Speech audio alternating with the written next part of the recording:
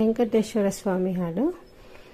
ಇಂದು ನಾನೇನು ಸುಕೃತವ ಮಾಡಿದೆನೋ, ಇಂದು ನಾನೇನು ಸುಕೃತವ ಮಾಡಿದೆನೋ, ಮಂಗಳ ಮಹಿಮಾ ವೆಂಕಟ ಬಂದ ಮನೆಗೆ.